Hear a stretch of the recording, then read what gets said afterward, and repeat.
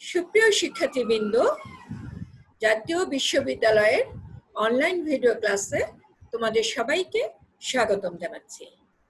এই করোনাকালীন সময়ে জাতীয় বিশ্ববিদ্যালয়ের অনলাইন ভিডিও ক্লাসে রিসোর্স পার্সন হিসেবে সংযুক্ত হতে পেরে আমি আনন্দিত ও গর্বিত।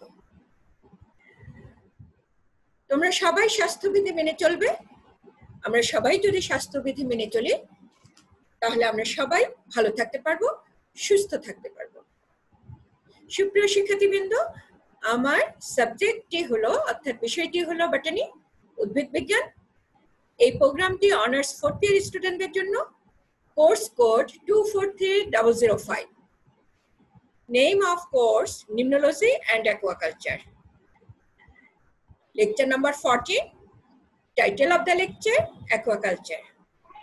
আমি হাসিনা রাকিবা বানু, সহযোগী অধ্যাপক ও বিভাগীয় প্রধান, উদ্ভিদ বিজ্ঞান বিভাগ, ঢাকা মহানগর মহিলা কলেজ, লক্ষ্মীবাজার, ঢাকা। পরবর্তী স্লাইডে চলে যাচ্ছে। পরবর্তী স্লাইডে টপিক লেখা আছে, অর্থাৎ এটি জাতীয় বিশ্ববিদ্যালয়ের অনার্স 4th বর্ষের নিম্নোলজি অ্যান্ড অ্যাকুয়াকালচারে যে সিলেবাস দেওয়া আছে সেই সিলেবাসের সর্বশেষ টপিকটি হলো অ্যাকুয়াকালচার।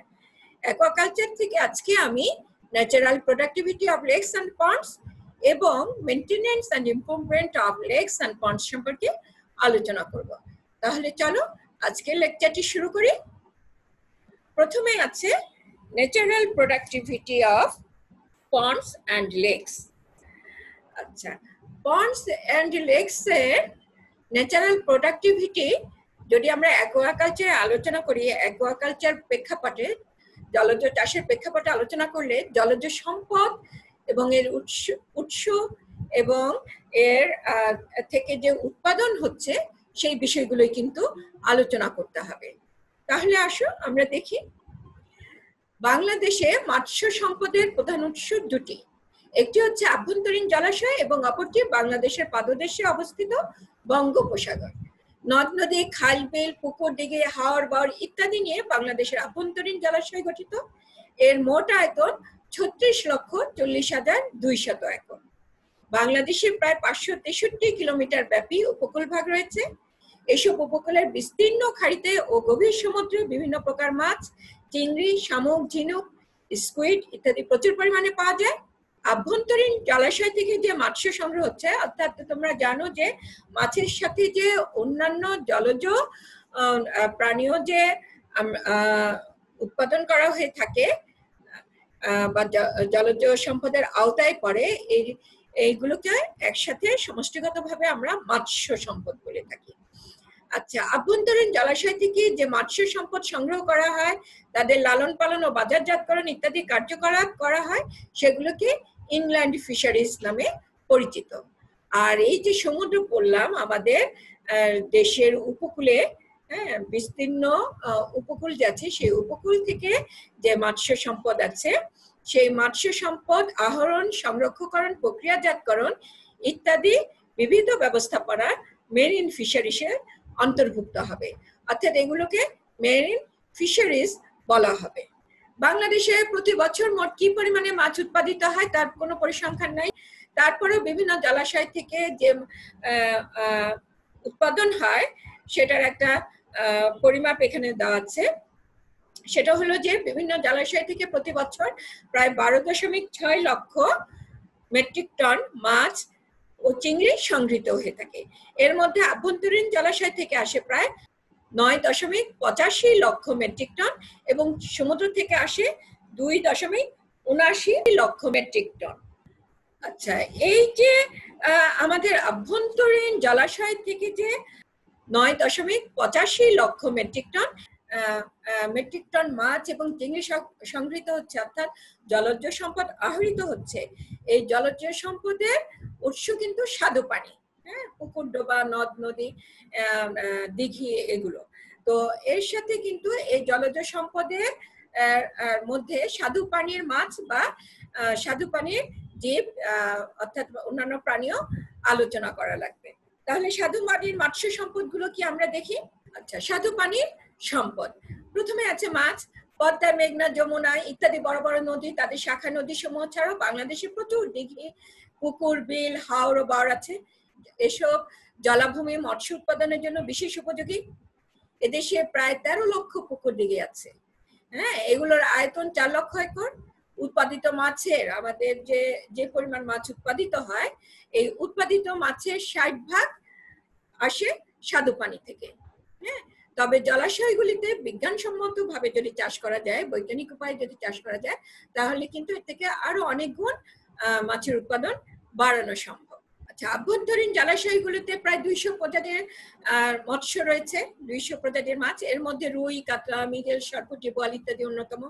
এছাড়াও চিংড়ি চাষ করা হয়। মাছের পরে চিংড়ি যদিও মাছ না তোমরা জানো, তারপরে কিন্তু আমরা মাছ হিসেবে মানে সাধারণ মানুষ এটাকে মাছই বলে থাকে, চিংড়ি মাছ।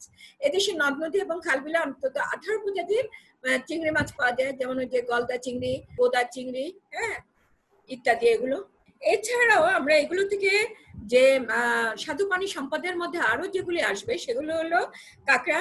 চিংড়ির মতো আরেকটা অর্থকরী প্রাণী হলো কাঁকড়া। আমাদের দেশের লোক সাধারণত খাদ্য হিসেবে কাঁকড়া ব্যবহার করে না, এবং কিন্তু কিছু কিছু সম্প্রদায় কাঁকড়া খাদ্য হিসেবে খেয়ে থাকে। এছাড়াও কাঁকড়া কিন্তু রপ্তানি করা যায়, বিদেশে প্রচুর চাহিদা আছে। কাজে কাঁকড়া চাষের মাধ্যমে কাঁকড়া রপ্তানি করে আমরা প্রচুর পরিমাণে বৈদেশিক মুদ্রা অর্জন করতে পারি। এরপর আছে কচ্ছপ।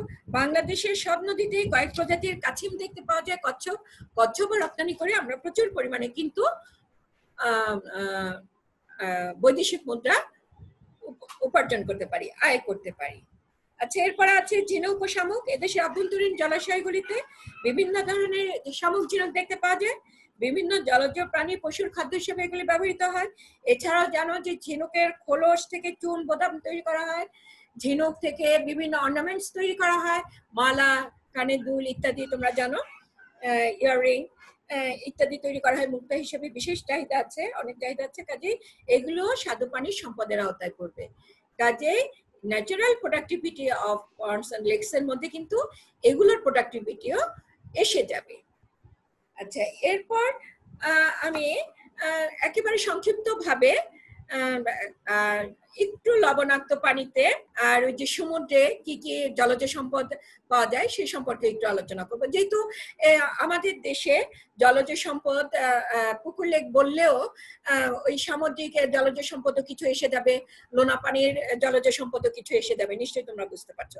কাজে ওগুলিও একটু সংক্ষিপ্ত ভাবে এই natural productivity of ponds and lakes এর মধ্যে আমি আলোচনা করে দিব। আচ্ছা, এখন আসো তাহলে দেখি খাড়ি ও সামান্য লোনা পানিতে মৎস্য সম্পদ কি কি আছে।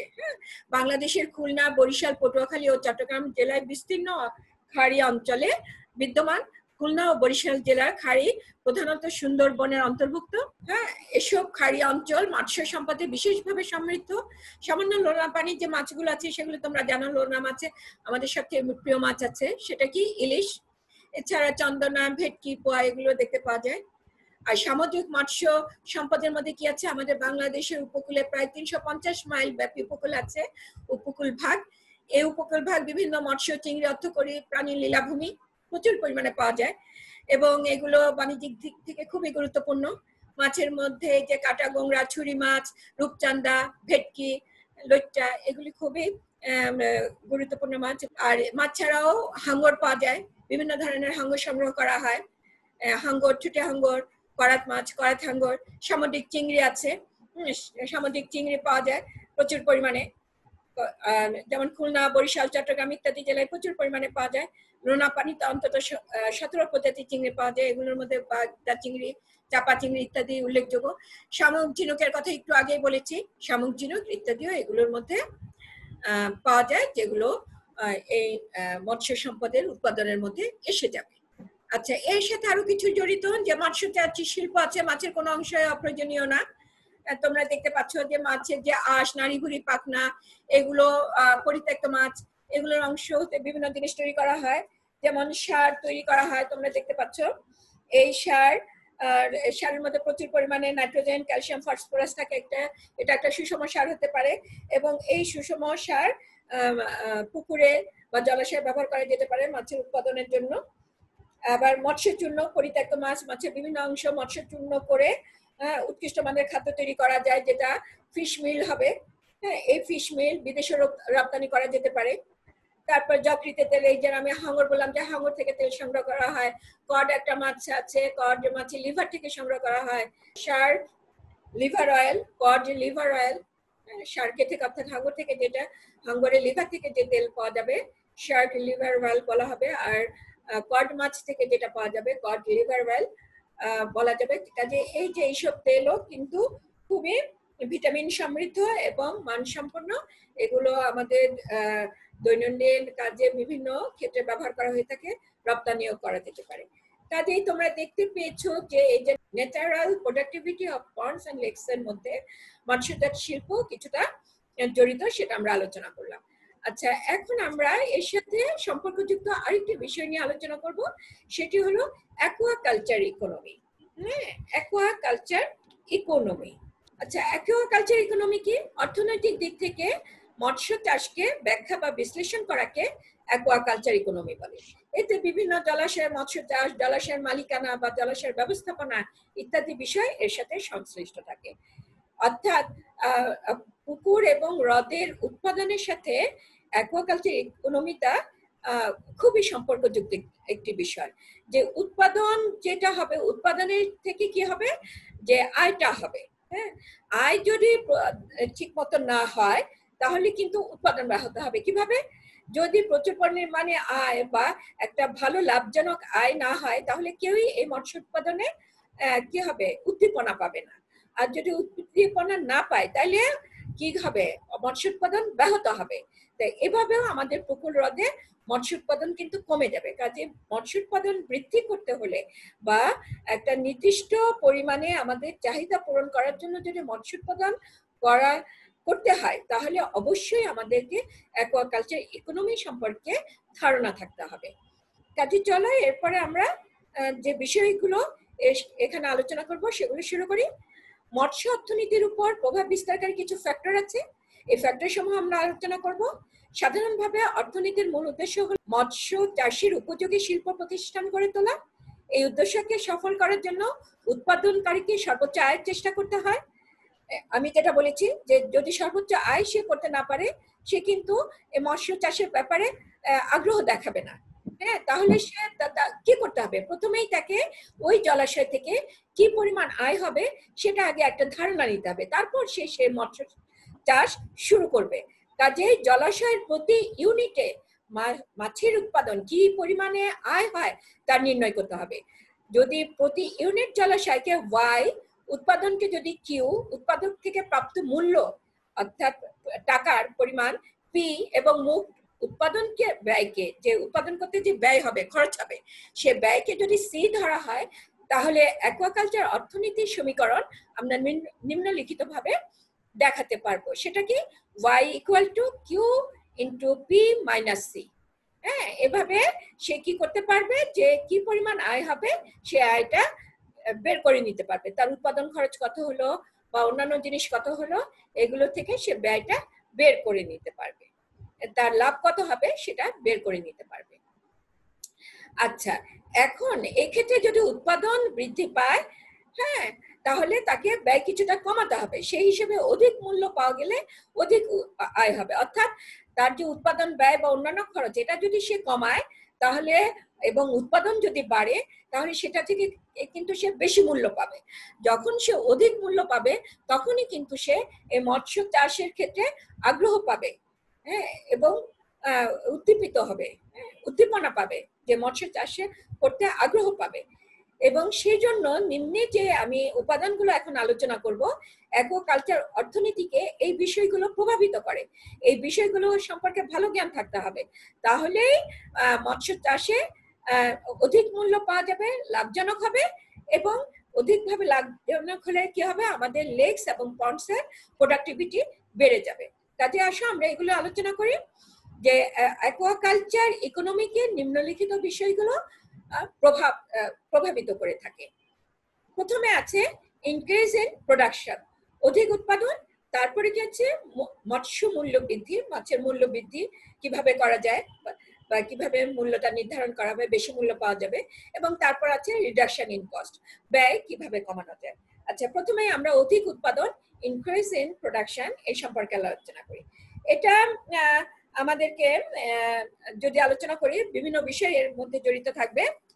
যেমন কোন জলাশয়ে মাছের উৎপাদন বৃদ্ধি করতে হলে মাছের স্টকিং রেট, তারপর তোমার মর্টালিটি রেট, মাছের দৈহিক ওজন, মাছের ওজনটা কত হবে ইত্যাদি নিয়ে আলোচনা করতে হবে।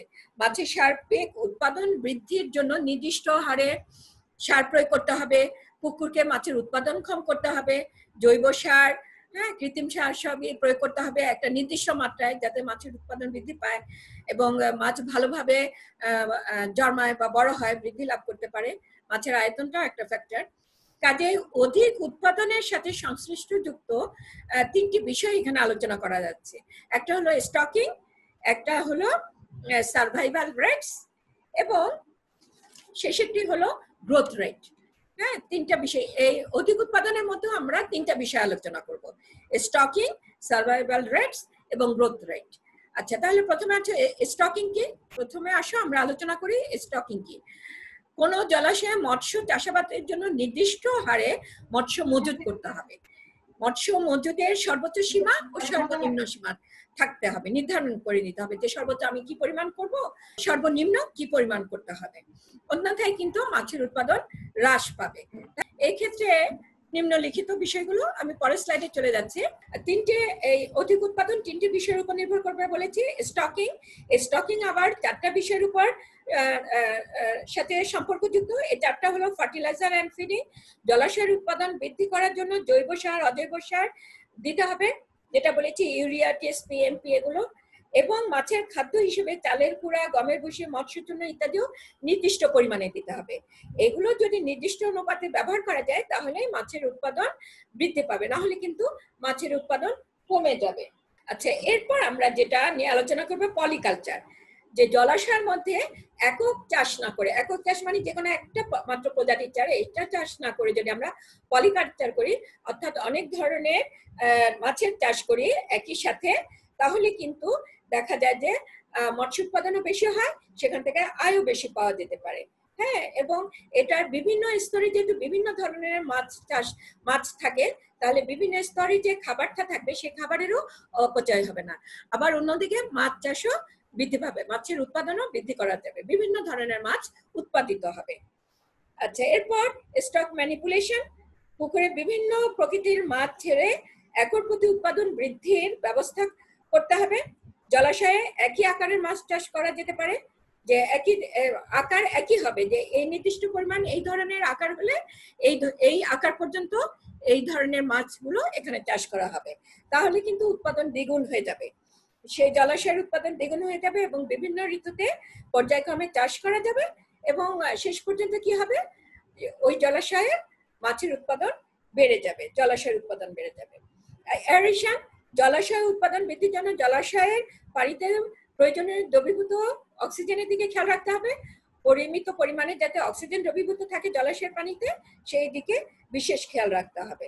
আচ্ছা, এরপরে অধিক উৎপাদনের যে পরবর্তী যে বিষয়টি আছে, ফ্যাক্টরটি আছে, ওটা হলো সার্ভাইভাল রেটস। সার্ভাইভাল রেটস হলো মাছের উৎপাদন বৃদ্ধি করতে হলে মাছের বেঁচে থাকার হার ভালো থাকতে হবে। আমি মাছ চাষ করলাম, অনেক মাছ মরে গেল, কোনো অবস্থায় মরে গেল, নষ্ট হয়ে গেল, তাহলে তো আমার মাছের চাষ বৃদ্ধি হবে না। মাছ আমার লক্ষ্যমাত্রা, আমি যেরকম লক্ষ্যমাত্রা পূরণ করতে চাই, যে এই সর্বোচ্চ সীমা, সেই সর্বোচ্চ সীমা পর্যন্ত উৎপাদনের মাত্রা অর্জন করা যাবে না।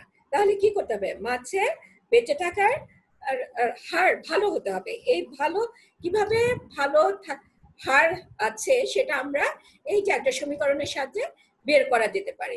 এটা যদি ক্যালকুলেশন করা যায় এই যে বিভিন্ন পরিমাপ নিয়ে, তাহলে সে বুঝতে পারবে যে তার উৎপাদন ভালো হচ্ছে কিনা এবং মাছ ভালোভাবে বেঁচে আছে কিনা, মাছের বেঁচে থাকার হার ভালো আছে কিনা।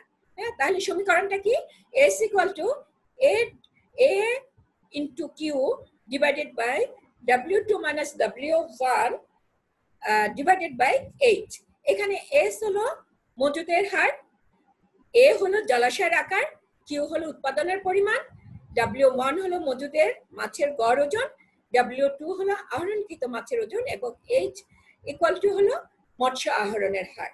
কাজে দেখতে পাচ্ছ যে এই সমীকরণের দ্বারা সে মৎস্য আহরণ করার আগেই বুঝতে পারবে যে মাছের পরিমাণ কি, জলাশয়ের মধ্যে কি পরিমাণে মাছ আছে এবং সেখান থেকে কি পরিমাণে উৎপাদন হবে, মাছ বেঁচে আছে কি পরিমাণে।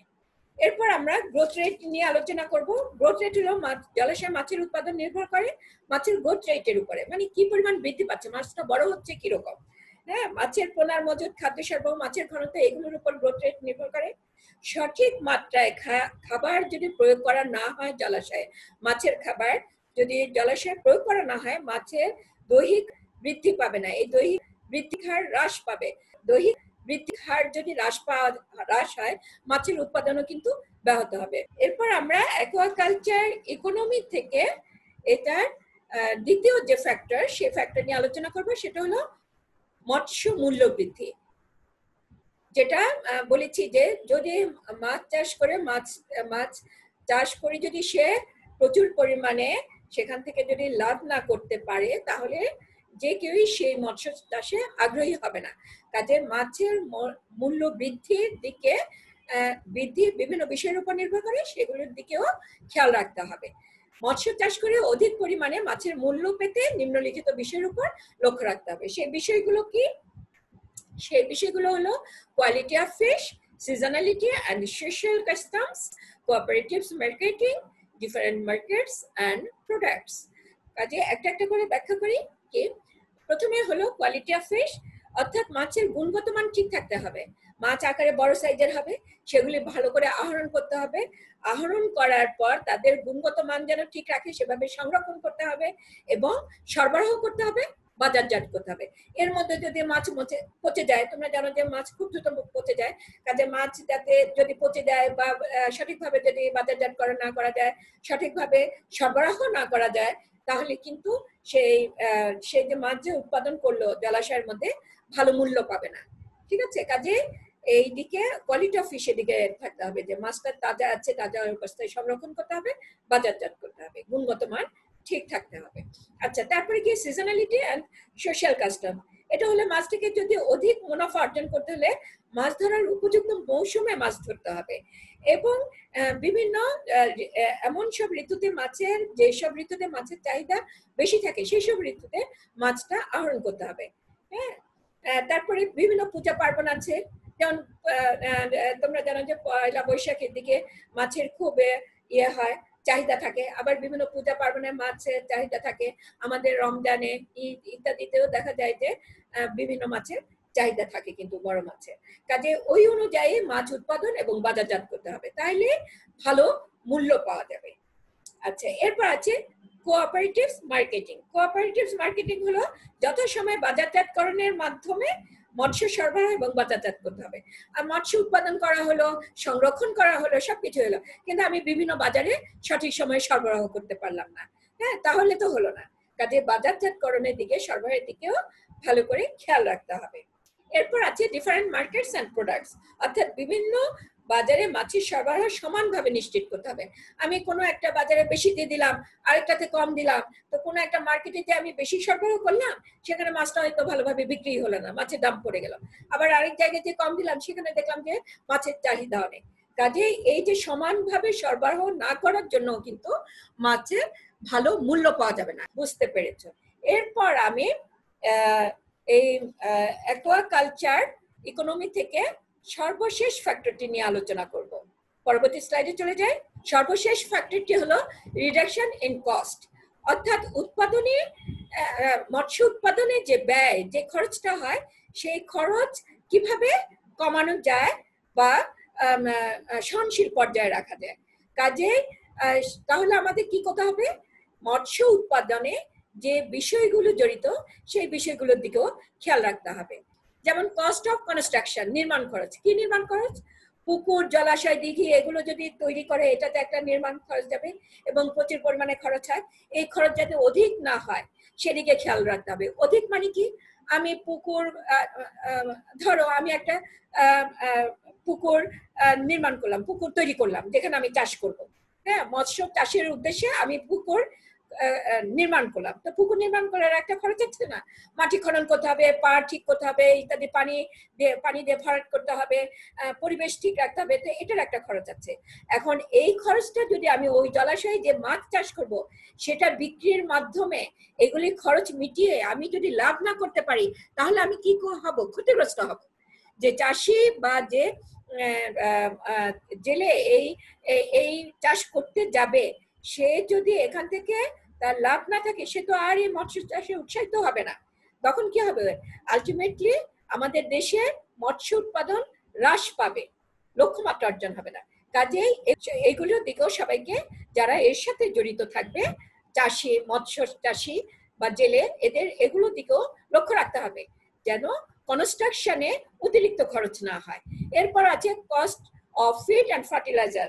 এখানে মাছের উৎপাদনে যে খরচ, মাছের উৎপাদনের খরচের কথা বলা হয়েছে, অর্থাৎ জলাশয়ে যে মাছের চাষ করা হবে, মাছের খাদ্য এবং উৎপাদনেরও কিছু খরচ আছে। মাছে যে সার দিবে, খাদ্য দিবে, তো এগুলো বিদেশি খাদ্য ব্যবহার না করে আমাদের স্থানীয়ভাবে উৎপাদিত খাদ্য, সার, জৈব সার এগুলো যদি প্রয়োগ করা যায় তাহলে এই খরচটাও কমে আসবে।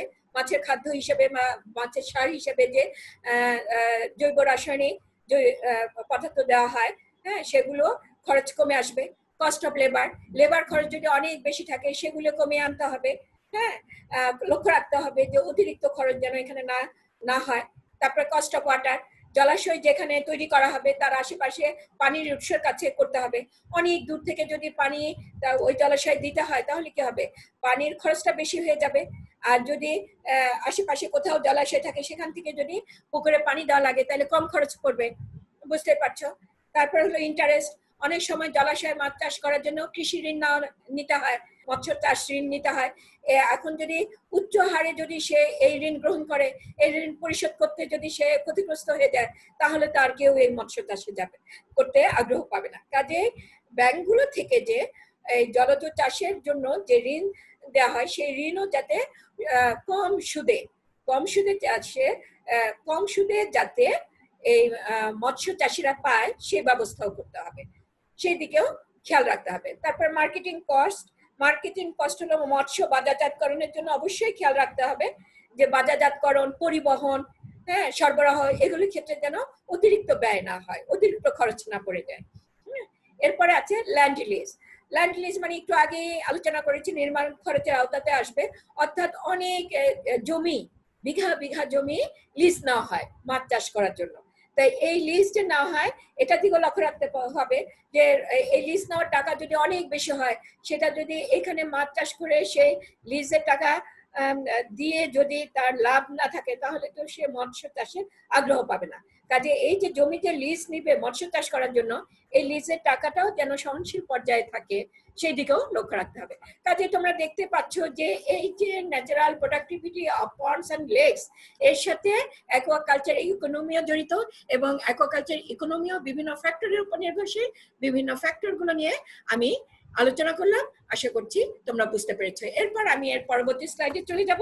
এর পরবর্তী স্লাইডটি হলো maintenance and improvement of ponds and lakes, অর্থাৎ পন্ডস এবং লেকসের পরিচর্যা এবং এর ইমপ্রুভমেন্ট, অর্থাৎ কিভাবে এদের উন্নয়ন করা যায়। এগুলি, এই যে পরিচর্যা বা উন্নয়ন, এটা কিসের উপর নির্ভর করছে, কেন করা হবে? মৎস্য চাষের উন্নয়নের জন্য, মৎস্য সম্পদের উন্নয়নের জন্য। এই পদ্ধতিগুলো অনুসরণ করতে গেলে প্রথমেই মৎস্য সম্পদে কিছু সমস্যা আছে। মৎস্য সম্পদ বৃদ্ধির, মৎস্য সম্পদের উৎপাদন বৃদ্ধির কিছু সমস্যা আছে। প্রথমে আমি সেই সমস্যাগুলো নিয়ে আলোচনা করব এবং তারপর এই সমস্যাগুলো সমাধান করে কিভাবে এই জলজ সম্পদের অ্যাকোয়াকালচারের ভিত্তিতে এগুলোর পরিচর্যা এবং এগুলোর উন্নয়ন করা যায় সেই বিষয়ে আলোচনা করব। তাহলে আসো প্রথমে আমি মৎস্য সমস্যাগুলো নিয়ে আলোচনা করি। আচ্ছা, এরপর দেখো যে মৎস্য সম্পদ পরিচর্যা উন্নয়ন এখানে আমি বলেছি যে প্রথমে আমরা সমস্যা চিহ্নিত করে সমস্যাগুলো নিয়ে আলোচনা করব। বাংলাদেশের মৎস্য সম্পদের উন্নয়নে যেসব সমস্যা রয়েছে সেগুলো 6টা সমস্যার কথা আমি এখানে লিখেছি। সেগুলো হলো প্রাকৃতিক, মানবসৃষ্ট, সামাজিক, কারিগরি, অর্থনৈতিক এবং বাজারজাতকরণ। প্রথমে আমরা প্রাকৃতিক সমস্যা নিয়ে আলোচনা করি। প্রাকৃতিক সমস্যা কি? নদী ভাঙন, অতিবৃষ্টি, অনাবৃষ্টি, প্রতিনিয়ত বন্যায়, এগুলোর সাহায্যে অতিরিক্ত পলি ভরাট ইত্যাদি। এই সমস্যাগুলোর কারণে কি হয়? জলজ সম্পদে পানির গভীরতা হ্রাস পায়। এগুলো নিয়ে আগে অনেক আলোচনা করা হয়েছে, তাই না? তারপরে এটার সাথে যেটু সম্পর্কযুক্ত আমি সংক্ষিপ্ত করে আলোচনা করছি। তো এই যে নদী ভাঙন, অতিবৃষ্টি, অনাবৃষ্টি, এগুলোর জন্য কি হবে? এগুলোর জন্য জলজ সম্পদে পানির গভীরতা হ্রাস পাবে, মাছের বিচরণ এলাকা কমে যাবে এবং প্রজনন ক্ষেত্র বিনষ্ট হবে, মাছের চলাচল বংশবৃদ্ধিতে প্রতিবন্ধকতা সৃষ্টি হবে, পুকুর, দিঘি, খাল, বিলের পানির স্বল্পতা হবে, পানির পরিমাণ কমে যাবে, শুষ্ক হয়ে যাবে এবং এতে কি হবে? উৎপাদন হ্রাস পাবে।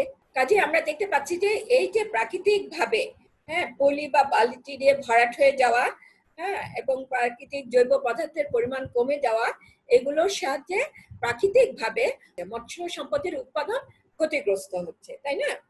এখন মানব সৃষ্ট কারণে কি কি সমস্যা হয় সেগুলো দেখবো। মানব সৃষ্ট কারণ কি? যেমন বন্যা নিয়ন্ত্রণ করার জন্য বাঁধ নির্মাণ করা হয়ে থাকে। এই বাঁধ, নদীতে বাঁধ তৈরি, কৃষি জমিতে অতিরিক্ত রোগ বালাই নাশক ওষুধের প্রয়োগ, কীটনাশকের প্রয়োগ, শিল্প কারখানায় রাসায়নিক বর্জ্য, এগুলো সরাসরি প্রাকৃতিক জলাশয়ে ফেলা হয় এবং এগুলো প্রাকৃতিক জলাশয়ে ফেললে কি হবে?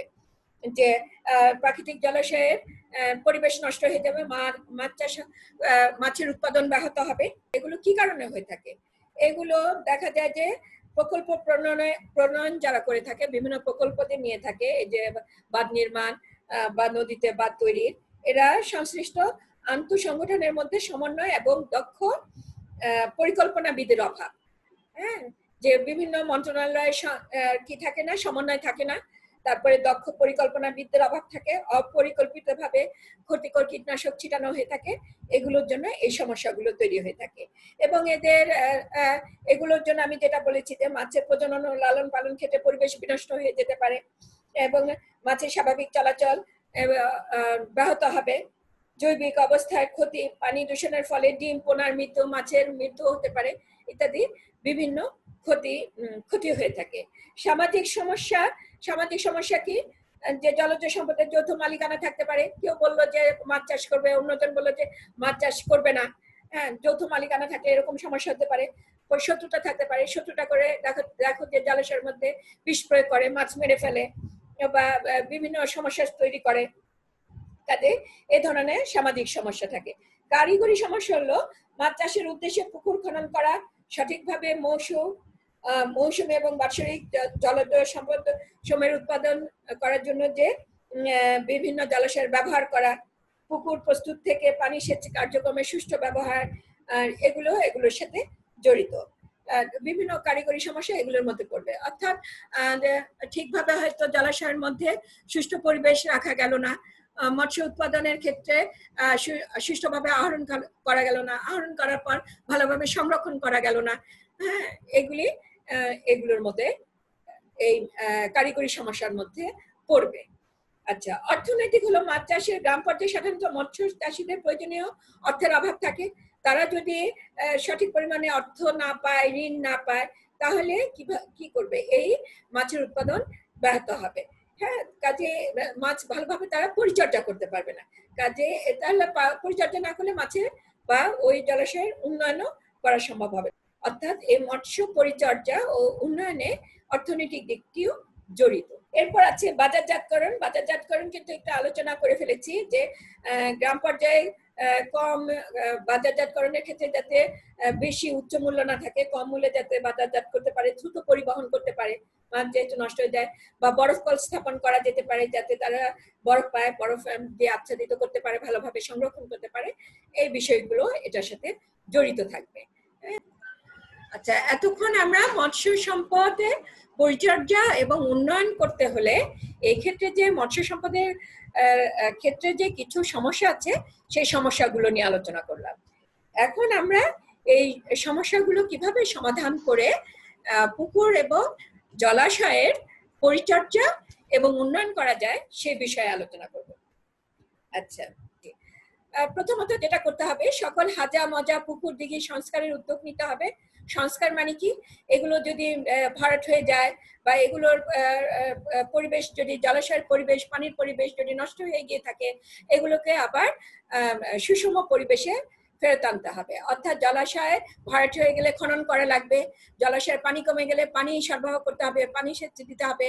তারপর যদি জলাশয়ের ভৌত রাসায়নিক পরিবেশে যদি ঠিক না থাকে, ভৌত এবং রাসায়নিক পরিবেশটাকে ঠিক রাখতে হবে, তো ঠিক করতে হবে। তো এইগুলো যদি না করা যায়, হ্যাঁ, এভাবে যদি পরিচর্যা না করা যায়, সংস্কার করা না যায় এগুলো হাজা মজা পুকুর দিকে, হ্যাঁ, তাহলে কিন্তু সেখানে মাছ চাষ করা যাবে না, মাছ চাষের আওতায়ও এগুলোকে আনা যাবে না, এবং উৎপাদন তো হবেই না। কাজেই এগুলোর পরিচর্যা করতে হবে। আচ্ছা, কঠোর আইন প্রয়োগের মাধ্যমে বা সমবায় ভিত্তিতে যৌথ মালিকানাধীন পুকুরের প্রকৃত মালিকদের মাছ চাষে উদ্যোগী করা লাগবে। অনেকের ল্যান্ড আছে, হ্যাঁ, অনেকের ওই যে জলাশয় আছে, কিন্তু সে মাছ চাষ করছে না, তখন তাকে কি করতে হবে? তাকে যৌথ মালিকানাধীন এরকম যে জলাশয় বা পুকুর আছে, হ্যাঁ, সেগুলোকে সমবায় ভিত্তির আওতায় আনতে হবে, এবং কঠোর আইন প্রয়োগের মাধ্যমে এগুলো নিশ্চিত করতে হবে যে তাদেরকে, তারা যদি এগুলোর মালিক হয়ে থাকে, অবশ্যই এখানে মাছ চাষ করতে হবে, মৎস্য চাষে আগ্রহী করে তুলতে হবে। এরপর কি আছে, মুক্ত পুকুর সম্পদ সমূহের বনজ সম্পদের মতো জনসাধারণের সম্পদ হিসেবে চিহ্নিত করতে হবে। হ্যাঁ, যেগুলো আছে মুক্ত যে জলাশয়গুলো আছে, এগুলোকে জনসাধারণের সম্পদ হিসেবে চিহ্নিত করতে হবে, এবং এগুলো পুনরুদ্ধার করতে হবে। অনেকগুলি বেদখলে চলে গেছে, দখল মুক্ত করতে হবে, এবং প্রতিটি জলসম্পদের বর্তমান সমস্যা সমূহ চিহ্নিত করণের মাধ্যমে, যেগুলি সমস্যা আমি আগে আলোচনা করেছি, এগুলো চিহ্নিত করতে হবে। প্রত্যেকটা জলাশয় তো আর একই ধরনের সমস্যা থাকবে না, এক এক জলাশয়ে এক এক ধরনের সমস্যা থাকবে, তো সেই সমস্যাগুলো চিহ্নিত করতে হবে। চিহ্নিত করে সুনির্দিষ্ট পরিকল্পনা প্রণয়ন ও বাস্তবায়ন করতে হবে। হ্যাঁ, তারপর কি আছে, খাস পুকুর সম্পদের উন্নয়নের জন্য, যেগুলো খাস পুকুর আছে, ভূমিহীন জেলে সম্প্রদায়কে দীর্ঘমেয়াদী লিজের ভিত্তিতে সমবায় কেন্দ্রিক মৎস্য খামার ব্যবস্থার প্রচলন করা যেতে পারে, যার মাধ্যমে জলজ সম্পদের টেকসই উন্নয়নের পরিমাণ ও সমবায়িতের সংখ্যা এমন ভাবে নির্ধারণ করতে হবে যাতে উক্ত সম্পদের যে লিজ করা যে জলাশয়গুলো দেওয়া হলো, সেগুলোর সুষ্ঠু ব্যবস্থাপনার মাধ্যমে সংশ্লিষ্ট সমবায়ী বা মৎস্যজীবীরা বা জেলেরা এরা জীবিকা নির্বাহ করতে পারে। অর্থাৎ এগুলোতে চাষ করে, এগুলো মৎস্য বিক্রি করে বা মৎস্য সম্পদ বিক্রি করে তারা যেন লাভবান হতে পারে। লাভবান না হলে কেউই এই মৎস্য চাষে আগ্রহী হবে না।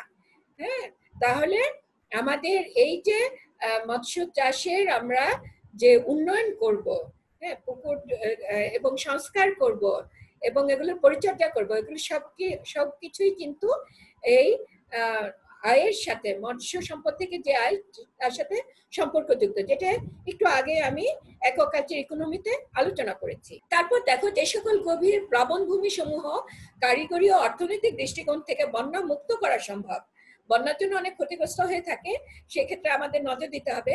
বন্যা মুক্ত করা সম্ভব সে সকল জলাশয়কে প্রাকৃতিকভাবে মাছের উৎপাদন বিচরণ ক্ষেত্র হিসেবে শনাক্ত করতে হবে। বন্যা মুক্ত হবে এবং সেগুলিতে যেন প্রচুর পরিমাণে মাছ উৎপাদন করা যায়, সেজন্য মাছের উৎপাদন এবং বিচরণ ক্ষেত্র হিসেবে সেগুলোকে কি করতে হবে, শনাক্ত করতে হবে, পরিচর্যা করতে হবে। এরপরের স্লাইডে আমি চলে যাচ্ছি। এগুলো অনেকগুলো পয়েন্টস আছে, অনেক পয়েন্টস নিয়ে আলোচনা করতে হবে, এর জন্য আমি সংক্ষেপে আলোচনা করছি। প্রাকৃতিক মুক্ত জলসম্পদ সমূহ পুনরুদ্ধারের ক্ষেত্রে ভবিষ্যতে বন্যা নিয়ন্ত্রণ, নালা খনন, সেচে নালা খনন প্রভৃতি প্রকল্পের সংখ্যা বাড়ানো যেতে পারে। হ্যাঁ, বন্যার পানিতে যাতে প্লাবিত হয়ে না যায়, কাজে সেচের যদি ব্যবস্থা থাকে, যে এই জলাশয়গুলোতে বিভিন্ন যে কৃষি জমি আছে, সেই কৃষি জমিতে যদি নালা খনন করা হয়, কাজে বন্যার পানিটা এই নালা দিয়ে বিভিন্ন জমিতে চলে যাবে, কাজে ওই জলাশয়ের মাছ যে প্লাবিত হয়ে চলে যায়, সেক্ষেত্রে হয়তো প্লাবিত হবে না। তারপর প্রকল্প প্রণয়নের ক্ষেত্রে জলসম্পদ সময়ের মাছের আবাসস্থলের পরিবেশগত দিক অবশ্যই বিবেচনায় রাখতে হবে। ভৌত পরিবেশ এবং রাসায়নিক পরিবেশ যদি ঠিক না থাকে, সুষম না থাকে মাছের উৎপাদনের জন্য, মাছের জন্মানোর জন্য, মাছের বৃদ্ধির জন্য, তাহলে কিন্তু মাছের উৎপাদন বৃদ্ধি পাবে না। কাজে এই ক্ষেত্রে কিন্তু অনেক পরিচর্যার প্রয়োজন। খেয়াল রাখতে হবে যে জলাশয়ে মাছ উৎপাদন, মাছের বৃদ্ধির ক্ষেত্রে, মাছ উৎপাদনের ক্ষেত্রে সুষম পরিবেশ নিশ্চিত করতে হবে। কীটনাশক বালাইনাশক ব্যবহারের ক্ষেত্রে কঠোর নীতি অনুসরণ করতে হবে, যে আশেপাশে যে কৃষি জমি আছে অতিরিক্ত ক্ষতিকর কীটনাশক যেন ব্যবহার না করতে পারে। অতিরিক্ত কীটনাশক ব্যবহার করলে কি হবে, বৃষ্টির পানি বা অন্যান্য যে কোনো পানি দ্বারা, বন্যা পানি দ্বারা ধৌত হয়ে এগুলি জলাশয়ে পড়ে মাছ মারা যাবে, মাছের উৎপাদন তো হবে না। কাজেই এগুলো ব্যবহারের ক্ষেত্রে কঠোর নীতি অনুসরণ করতে হবে, সেগুলো প্রয়োগ করতে হবে। শুধু নীতি অনুসরণ করলে হবে না, কঠোর নীতি প্রয়োগও করতে হবে। শাস্তিমূলক ব্যবস্থা রাখতে হবে কৃষি জমিতে, যাতে অতিরিক্ত ক্ষতিকারক কীটনাশক ব্যবহার করা না হয়। আচ্ছা, তারপরে কি বৈজ্ঞানিক পদ্ধতিতে মাছ চাষের জন্য উদ্বুদ্ধ করতে হবে, যাতে ওই জলাশয়ে মাছের উৎপাদন প্রাকৃতিকের চেয়ে আরো কয়েক গুণ বেশি হতে পারে। বৈজ্ঞানিক পদ্ধতিতে চাষ করলে বেশি হবে, তাহলে মাছ উৎপাদন থেকে আয় বেশি হবে, লাভজনক হবে। সেই দিকে জেলেদেরকে, চাষিদেরকে, মৎস্য চাষিদেরকে উদ্বুদ্ধ করতে হবে। হ্যাঁ, মৎস্য বৈজ্ঞানিক পদ্ধতিতে মাছ চাষের জন্য সম্প্রসারণ কার্যক্রমকে জোরদার করতে হবে। আচ্ছা, মাছের কৃত্রিম প্রজনন, অন্যান্য উপকরণ সামগ্রী সহজলভ্য করা, মৎস্য সম্পদের টেকসই উন্নয়নের ক্ষেত্রে এলাকা ভিত্তিক গবেষণার মাধ্যমে নতুন নতুন প্রযুক্তি উদ্ভাবন ও গবেষণালব্ধ ফলাফল সাধারণ মানুষের মধ্যে সম্প্রসারণ করতে হবে, অর্থাৎ যারা মৎস্য চাষী, যারা জেলে, এদের মধ্যে ছড়িয়ে দিতে হবে। হ্যাঁ, তারপর আছে পরিবেশকে দীর্ঘকালীন সময়ের জন্য সংরক্ষণের ক্ষেত্রে সুষ্ঠু নীতিমালা প্রণয়ন করতে হবে। আচ্ছা, তারপর কি আছে, মৎস্য পরিবহন বাজারজাতকরণের ক্ষেত্রে অনেক সমস্যা আমরা দেখেছি, সেই সব ক্ষেত্রে কি করতে হবে, গ্রাম পর্যায়ে মৎস্য সংরক্ষণের জন্য প্রয়োজনীয় পদক্ষেপ নিতে হবে। এই পদক্ষেপগুলো কি, আমি বলেছি যে বরফ যদি তারা সহজে না পায়, এই বরফ আনতে আনতে বরফ গলে যেতে পারে, বরফ গলে গেলে মাছ ঠিকভাবে সংরক্ষণ হবে না। কাজে এইসব জলাশয়ের আশেপাশে বরফ কল স্থাপন করতে হবে, যাতে সহজে বরফ পায়। তারপরে মাছ যে পরিবহন করবে, ভ্যান, যানবাহন, পিকআপ, এগুলো ঠিক পরিমাণে থাকতে হবে, প্রচুর পরিমাণে থাকতে হবে, সহজে পাওয়া যেতে হবে, কম মূল্যে এগুলো যাতে ভাড়া করা যায় সেগুলো নিশ্চিত করতে হবে। কাজে মৎস্য ভ্যান বা যানবাহন, রাস্তাঘাট ভালো থাকতে হবে, যাতে এই যানবাহনগুলো চলাচল করতে পারে। কাজে রাস্তাঘাটের উন্নয়ন করা লাগবে। তো এই সব কিছুর উপরই কিন্তু মৎস্য চাষের উন্নয়ন নির্ভর করছে। এই সার্বিক পরিচর্যা, সার্বিক ব্যবস্থাপনা, এই সব কিছুই মৎস্য চাষের আওতার মধ্যে আসবে, এবং এই সব কিছুর উপর ভিত্তি করেই এর পরিচর্যা এবং উন্নয়ন নির্ভর করবে। আচ্ছা, এরপরের স্লাইডে আমরা চলে যাচ্ছি। এরপরের স্লাইডে দেখতে পাচ্ছ যে মৎস্য সম্পদের পরিবেশ সংরক্ষণের ক্ষেত্রে মৎস্য সম্প্রসারণ অধিদপ্তর, মৎস্য গবেষণা প্রতিষ্ঠান, শিল্প সম্প্রসারণ বিভাগ, উদ্ভিদ সংরক্ষণ বিভাগ, কৃষি উন্নয়ন সংস্থা, পানি উন্নয়ন বোর্ড প্রভৃতি সংগঠনের মধ্যে কিন্তু আন্তঃসমন্বয় থাকতে হবে। এটা ওই সমস্যার মধ্যে কিন্তু উল্লেখ করেছিলাম। এই যে এতগুলা অধিদপ্তর, মন্ত্রণালয় জড়িত, এদের মধ্যে যদি বিভিন্ন মন্ত্রণালয়ের মধ্যে যদি সমন্বয় না থাকে তাহলে কিন্তু হবে না। এখন মৎস্য চাষ করে বাজারজাতের সময় হয়ে গেল, রাস্তা ঠিক করতে গেল, তাইলে ওই ভ্যান বা ওই পিকআপ কিভাবে সে জলাশয় পর্যন্ত যাবে? কাজে কখন করতে হবে, বাজারজাত করার আগে রাস্তাঘাট ঠিক করতে হবে, তাই না? বিভিন্ন মন্ত্রণালয়ের মধ্যে, অধিদপ্তরের মধ্যে আন্তঃসমন্বয় সাধন করতে হবে। আচ্ছা, তারপর কি আছে, প্রাকৃতিক মৎস্য আহরণের ক্ষেত্রে নির্দিষ্ট সময়সীমা, প্রজাতি ভিত্তিক মাছের আকার, জালের আকার আকৃতি নির্ধারণ করে দিতে হবে। নির্দিষ্ট আকারের নিচে মাছ বিক্রয় সম্পূর্ণরূপে বন্ধ রাখতে হবে। অর্থাৎ ছোট ছোট পোনা মাছ তুলে বিক্রি করে দিল।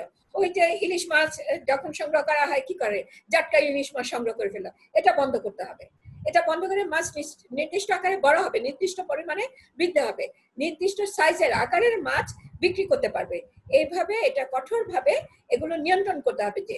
আচ্ছা, তারপরে কি আছে, কঠোর আইন প্রণয়ন করে প্রজননক্ষম মাছ ধরা ও বাজারে বিক্রয় করা সম্পূর্ণরূপে বন্ধ করতে হবে। মানে ডিমলা মাছ কিছুতেই বিক্রি করা যাবে না, তাদের প্রজননক্ষম মাছ কিছুতেই ধরা যাবে না। ইলিশ প্রজননের সময় ডিমলা মাছ ধরা যাবে না। তারপরে গ্রাম পর্যায়ে মাছ চুরি করে, একজন চাষ করলো কষ্ট করে, আরেকজন চুরি করে নিয়ে চলে গেল, তাইলে হলো? তা এগুলি কি করতে হবে, এগুলিও কঠোর আইন প্রণয়ন করতে হবে, এই আইনের বাস্তবায়নও করতে হবে। আচ্ছা, তারপরে কি জলীয় পরিবেশকে মৎস্য সম্পদে বসবাসের প্রজনন কার্যের সংরক্ষণের ক্ষেত্রে পানি দূষণ প্রক্রিয়া বন্ধ রাখেন।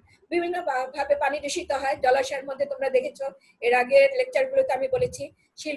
শিল্প কারখানার বর্জ্য পদার্থ ছেড়ে দেয়, বাসা বাড়ি টয়লেটের বর্জ্য পদার্থ ছেড়ে দেয়, বা বিভিন্ন ওই যে গবাদি পশু ধোয়ানো টানা থেকে শুরু করে গৃহস্থালির কাজকর্ম করা হয়, এইগুলিতে কি হয়, পানি দূষণ বৃদ্ধি পায়। ইউট্রোফিকেশন হয়, ইউট্রোফিকেশন লেকচার আলোচনা করেছি। তো এগুলো বন্ধ করতে হবে। এগুলো অতিরিক্ত পরিমাণে হলে কিন্তু মাছ চাষ সাফল্যজনকভাবে হবে না, মাছের উৎপাদন বৃদ্ধি পাবে না, মাছ মরেও যেতে পারে এবং মৎস্য চাষী মৎস্য চাষ করে ক্ষতির সম্মুখীন হবে এবং মৎস্য চাষে কেউ আর ওই যে আগ্রহ পাবে না। এর ফলে সামগ্রিকভাবে আমাদের দেশের মৎস্য উন্নয়ন ব্যাহত হবে। মৎস্য উৎপাদনের মাধ্যমে যে আমাদের দেশের যে চাহিদা, সে চাহিদা অর্জন হবে না, রপ্তানি করা যাবে না এবং মৎস্য চাষ থেকে সঠিক পরিমাণে আয় উপার্জন হবে না। কাজেই বুঝতেই পারছো যে এই মেনটেনেন্স এন্ড তোমার উন্নয়ন, যেটা ইমপ্রুভমেন্ট, মেনটেনেন্স এবং ইমপ্রুভমেন্ট কতখানি গুরুত্বপূর্ণ অ্যাকুয়াকালচারের ক্ষেত্রে। আচ্ছা, এরপর আমরা এর পরের স্লাইডে চলে যাব। এখন আমি ফিশ কাল্টিভেশন নিয়ে আলোচনা করব। ফিশ কাল্টিভেশনে অর্থাৎ মৎস্য চাষের থেকে দুইটা চাষ নিয়ে আমি আলোচনা করব। আজকে আমি রাজপুটির চাষ পদ্ধতি আলোচনা করব এবং পরবর্তী লেকচারে আমি চিংড়ি চাষ নিয়ে আলোচনা করব। তোমরা জানো যে চিংড়ি চাষ তোমাদের পরীক্ষাতেও আসে। হ্যাঁ, আচ্ছা, তাহলে রাজপুটির চাষ পদ্ধতি। রাজপুটি দ্রুত বর্ধনশীল সুস্বাদু মাছ, দেখতে সরপুটির মতো। 1977 সালে থাইল্যান্ড থেকে আনা হয়েছে, এজন্য থাই সরপুটি নামে এগুলি পরিচিত। বেশ শক্ত ধরনের মাছ, ছোট ডোবা, পুকুর, দিঘি, জলাশয়ে চাষ করা যায়। 6 মাসে বা 1 মৌসুমে রাজপুটির ওজন 100 থেকে 150 গ্রাম বা বিক্রয়যোগ্য হয়। রাজপুটির আবাসস্থলটা কেমন হবে? আবাসস্থল মানে জলাশয়, জলাশয়টা কেমন হবে? রাজপুটি পুকুরের মাটির গুণাগুণ, রাজপুটির পুকুরের পানির গুণাগুণ, পুকুর তৈরি, চূর্ণ সার ব্যবহার, পোনা মজুদ, অর্থাৎ এই 5টা বিষয়ের উপরে রাজপুটির আবাসস্থল নির্ভর করবে। এগুলি এখন আমি একটা একটা করে আলাদা আলাদা করে সংক্ষিপ্ত ভাবে আলোচনা করব। প্রথমে আছে রাজপুটির পুকুরের মাটির গুণাগুণ। মাটিটা কেমন হবে?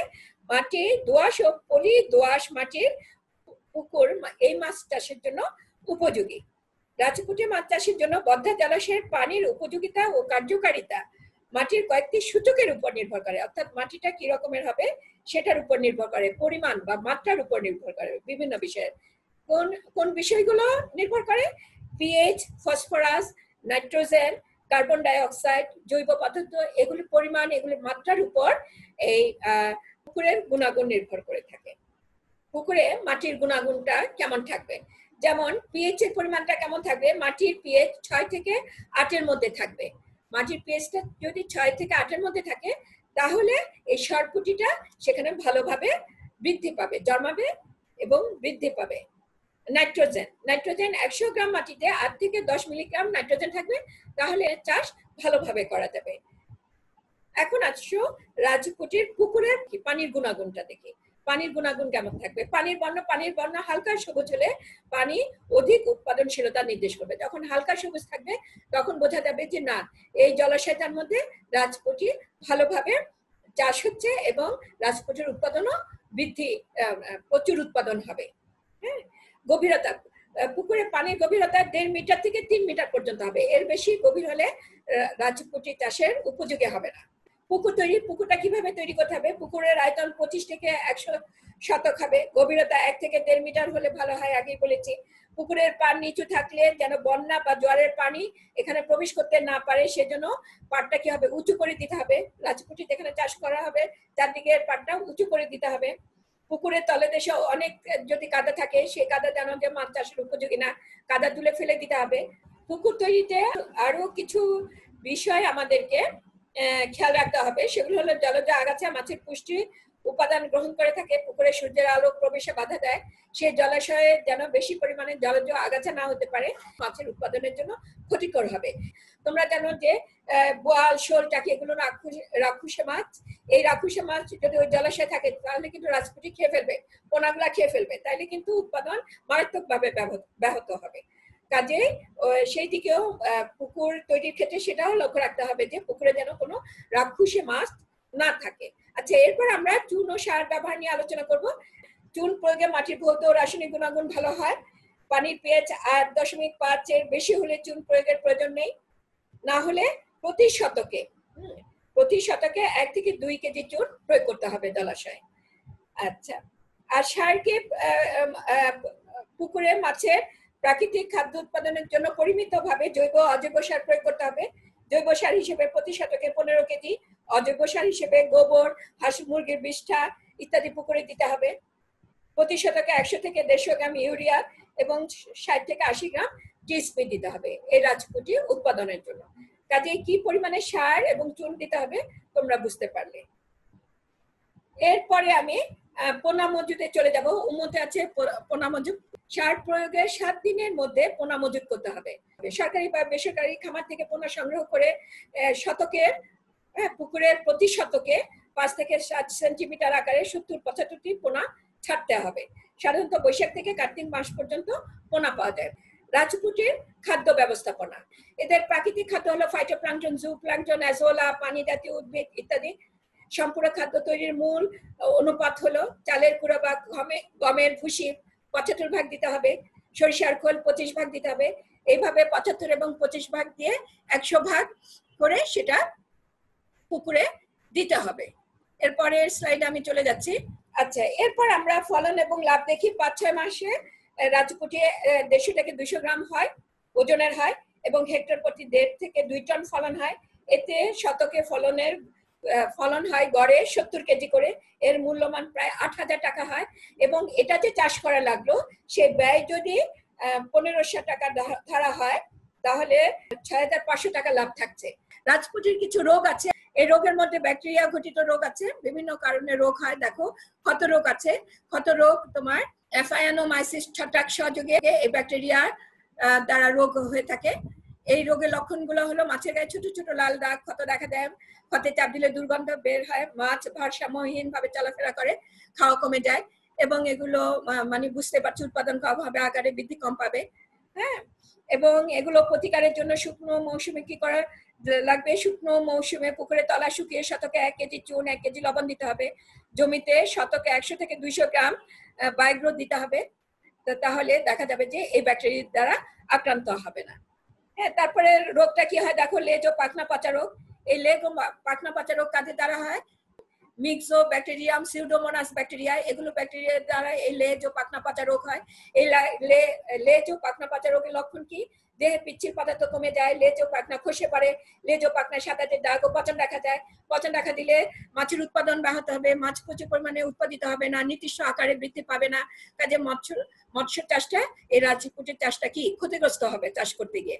কাজে এটার প্রতিকার কি দেখো, এটা নিয়মিত জাল বা হররা টেনে পুকুরের তলার বিষাক্ত গ্যাস কমাতে হবে। পুকুরের প্রতি শতকে 1 কেজি হারে চুন প্রয়োগ করতে হবে। প্রতি কেজি খাদ্যের সাথে 25 মিলিগ্রাম টেট্রাসাইক্লিন মিশিয়ে পরপর 7 দিন দিতে হবে। পোনা মাছকে 1 ppm parts per unit 1 ppm তুতে দ্রবণের সপ্তাহে 2 দিন চুবিয়ে পানিতে ছেড়ে দিতে হবে। অর্থাৎ পোনাগুলোকে জাল দিয়ে টেনে এনে পানিতে চুবিয়ে আবার ছেড়ে দিতে হবে যাতে এই রোগ না হয়, অর্থাৎ এইসব ব্যাকটেরিয়া দ্বারা যাতে লেজ ও পাখনা পচা রোগ না হয়। এরপরে আছে আইস খসা রোগ। আমরা পরবর্তী স্লাইডে চলে যাব। এরপর আছে আইস খসা রোগ। এটা অ্যারোমোনাস ব্যাকটেরিয়ার সংক্রমণে এ রোগ হয়ে থাকে। এ রোগের লক্ষণ হলো মাছের স্বাভাবিক রং ও উজ্জ্বলতা নষ্ট হয়, সামান্য ঘষা বা আঘাতে আইস উঠে যায়। তারপরে এটার প্রতিকার কিভাবে করা যায়? প্রতি শতকে 1 কেজি চুন নিয়মিত প্রয়োগ করতে হবে। প্রতি লিটার পানিতে 2-3 মিলিগ্রাম পটাশিয়াম পারম্যাঙ্গানেট বা 1 মিলিগ্রাম দুধ মিশিয়ে মাছকে গোসল দিতে হবে। গোসল মানে ওই রকম পানির মধ্যে চুবিয়ে আবার জলাশয় ছেড়ে দিতে হবে, এটাকে ওখানে মাছের গোসল বলা হচ্ছে। আচ্ছা, এরপর ছত্রাকজনিত ফুলকা পচা রোগ। এটা বানকিওমাইসিস স্যাঙ্গুইনিস নামের ছত্রাকের প্রভাবে হয়ে থাকে। ফুলকার গায়ে এক ধরনের সাদা গুটি দেখা যায়, ফুলকা ফুলে গিয়ে স্বাভাবিক রং নষ্ট হয়ে যায়, মাছ পানির উপরে ভেসে ওঠে, মরেও যেতে পারে। পরজীবী ঘটিত রোগ, সাদা সাদা রোগ হয়। হ্যাঁ, বিভিন্ন পরজীবীর জন্য এগুলো হয়ে থাকে। মাছের গায়ে সাদা সাদা দাগ পড়ে এবং মাছের বৃদ্ধি কমে যায়, ক্ষতস্থান থেকে আঠালো পদার্থ বের হয়। আবার দেখা যাচ্ছে যে উকুন আর্গুলাস নামক বহিঃপরজীবী দ্বারা মাছ আক্রান্ত হতে পারে, যেটা উকুনের মাথায় মাছের দেহে রক্ত চুষে ক্ষতের সৃষ্টি করে। আক্রান্ত স্থানে তার পাশে লালচে দাগ দেখা যায়। বিভিন্ন রাসায়নিক পদার্থ ছিটিয়ে এইগুলো রোগ থেকে এই রাজপুটিকে রক্ষা করতে হবে, তাইলেই এই রাজপুটির চাষ ভালো হবে, ফলন বৃদ্ধি পাবে। রাজপুটির অর্থনৈতিক গুরুত্ব আলোচনা করে শেষ করছি। বাংলাদেশের জন্য রাজপুটি মাছের অর্থনৈতিক গুরুত্ব অনেক বেশি। গড় হিসেবে বলা যায় 5 থেকে 10 শতক পুকুরে রাজপুটি চাষ করলে সেখানে প্রতি 1 টাকা বিনিয়োগ করে 6 টাকা পর্যন্ত আয় করা যায়। কাজে এটা লাভজনক হচ্ছে। পারিবারিক শ্রম দ্বারা মৌসুমী পুকুরেও লাভজনকভাবে রাজপুটি চাষ করা যায়, যে ক্ষেত্রে যে লেবার কস্টটা কমে যাবে, আরো বেশি লাভ হবে। বাংলাদেশের মাঝারি উঁচু থেকে মাঝারি নিচু জমিতে রাজপুটি চাষ করে জাতীয় অর্থনীতিতে প্রত্যক্ষ অবদান রাখা সম্ভব। রাজপুটির চাষ অনেক লাভজনক চাষ, এটা বিভিন্ন জলাশয় চাষ করে আমরা লাভবান হতে পারবো। আজকের এই আলোচনার মধ্যে দিয়ে আজকের লেকচার আমি শেষ করছি। তোমরা ভালো আছো? তোমরা কারা কারা আছো আমাকে একটু নাম বলো, তোমাদের নাম বলো। কে আছো? সোহেলি আছো, হামিদা আছো? তোমরা মারিশা, তোমরা মারিশা আক্তার। জি ম্যাম। ম্যাডাম ফারহানা করিম সোহেলি। হ্যাঁ, তোমরা রেফারেন্স বুকস দেখছো। মারিশা নাম বলো, আর কে কে আছে নাম বলো। মারিশা আক্তার, সুমাইয়া, মারিশা, লিজা, তানজিনা আছো? আপনি কেমন আছেন? আচ্ছা, তাহলে তোমরা সবাই বুঝতে পেরেছো, বুঝেছো? জি ম্যাম। ম্যাম। প্রশ্ন। হ্যাঁ, ম্যাম। আচ্ছা ঠিক আছে, তাহলে তোমরা সবাই ভালো থেকো। তোমাদের সবাইকে ধন্যবাদ জানাচ্ছি। তোমরা সবাই ভালো থেকো, সুস্থ থেকো। ধন্যবাদ সবাইকে।